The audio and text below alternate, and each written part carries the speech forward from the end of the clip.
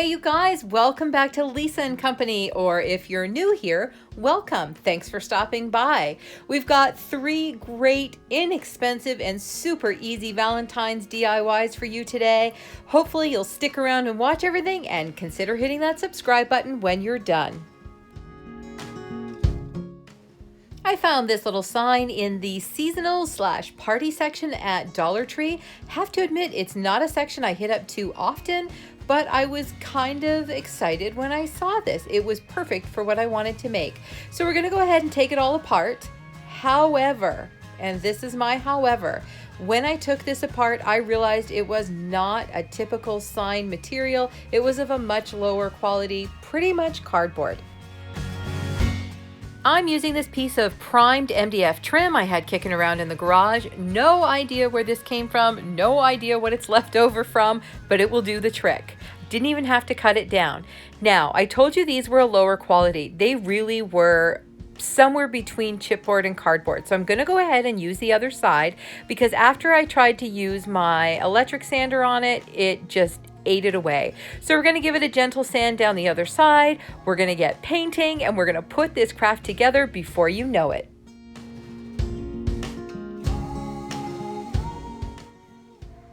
While I'm doing the fastest paint job in the world, don't forget to hit that subscribe button and the notification bell if you want to make sure you don't miss out on videos just like this. As usual, I'm going to go ahead with my Rust-Oleum white linen chalked paint on this piece of baseboard trim, but then we're going to take, and you may remember back when we were doing holiday DIYs, that I was using this test pot of dark gray Restoration Hardware paint. Well, we've pulled it out again because it's exactly what we need to do a little dry brush / distressing on this piece of wood. Otherwise, when we put those white tiles back on, you're really not going to see them. So this is going to allow a little definition on that board. The best thing about using this dry brush technique is you can do as little or as much as you want. And if you're not exactly happy with the result, you can go back with your base coat and tone down what you've done. You can also wait for it to dry and step back and see if you need to add more. You can do it in multiple tones. You can do it in just the one tone like we're doing here. You really want to do what suits you and come out with an end product that is something that you love.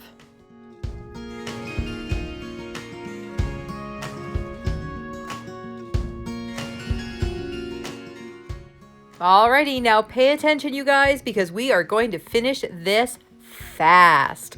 I just equally spaced the tiles right on that trim piece, and yep, we're going to use the Dollar Tree poster stickers and we are going to be done. Wait, we're done.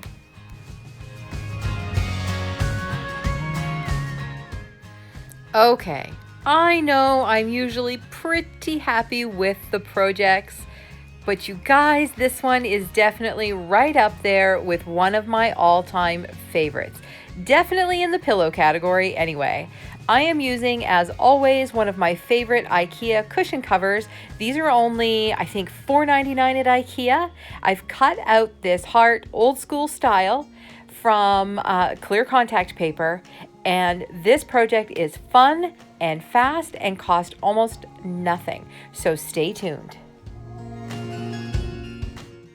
We're using 3 colors of paint plus some of my old, and I mean old, I've had this forever, Martha Stewart fabric medium. Just follow the instructions on the bottle of whatever fabric medium you use, and I'm mixing a little bit of white, one paler pink and one brighter pink to do this DIY. The best part is you can't go wrong with this. I know I've said that before, but I had never done this before. It was a Pinterest inspired DIY, something that had been on one of my old Pinterest boards forever, and I thought this would look really cool on a pillow. This one is for Izzy's room, and she didn't want anything really fussy or overdone, and I figured this was perfect. And you know what? Moms are always right, you guys. Mom props, because she absolutely loves it.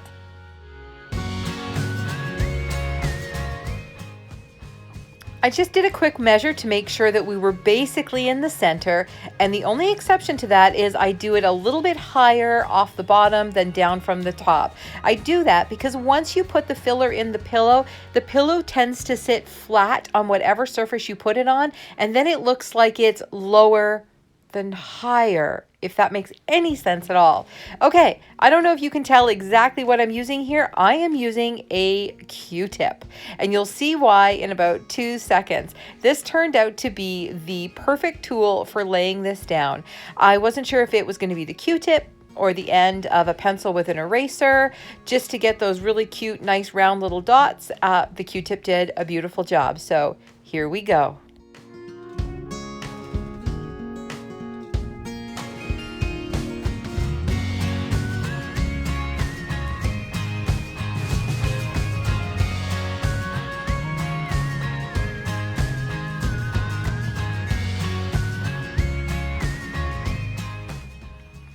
That's right, just start laying down those dots. I have that cloth there because I was afraid that I would splash it and make a mess.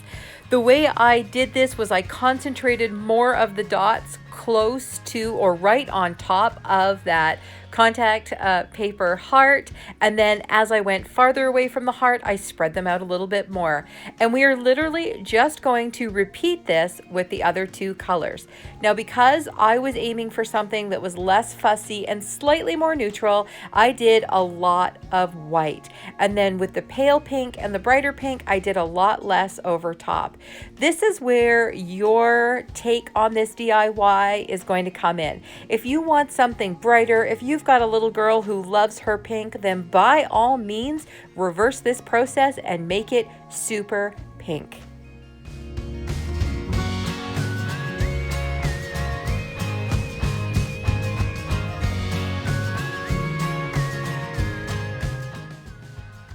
Just like it's satisfying to peel off tape, peeling off this heart was so much fun. I'm going to stop talking so you can enjoy. Ta-da! I freaking love this pillow. I may have mentioned that at the beginning. I love it even more once it was all dry and I put the cushion cover inside. I love it even more on Izzy's bed.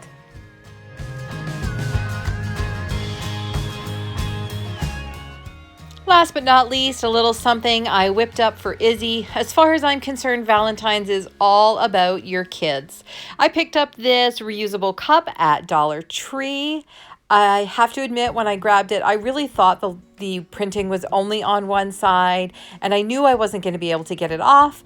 Enter Cricut. So I have cut out a heart on my Cricut, super simple. We're gonna pop that on, and then I cut out some words. This was a coffee cup I actually saw. I'm gonna say it was on Decorating with Dana's channel. She had a really cool coffee cup, and I just changed up a little bit of the wording and made it really personal for Izzy.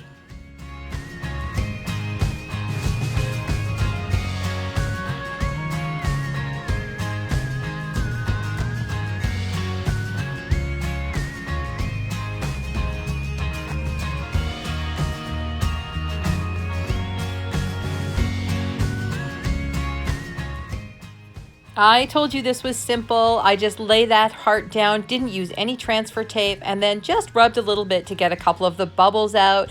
They were more to do with the unevenness on the cup than the actual vinyl. Now I cut out the words in white. Like I said, I got that from a coffee cup Dana used on her coffee bar. I'm going to link that video so you can see, because it was a pretty cool video. Once I have this all weeded, we're gonna put it right on. Now, I will say two things here. First, you may have noticed I used my phone and a little wooden piece thingy majigger there because the cup kept rolling around on me, and that was just a nuisance. The other thing is, the first time I cut this out, I cut it really small so it would fit on the heart, and it was a nightmare to weed. So I went back to the Cricut, cut it so that it was going to be larger than the heart, but I figured, you know what? Her friends will be able to see it right across the cafeteria.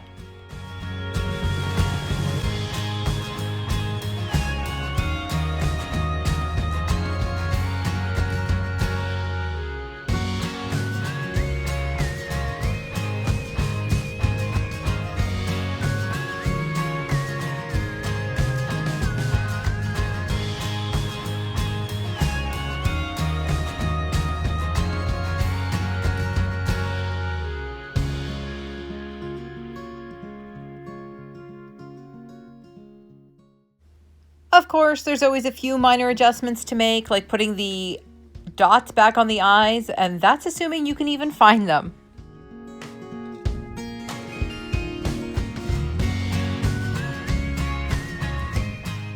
And just like that, 3 more cute, easy, simple, and inexpensive Valentine's DIYs are done.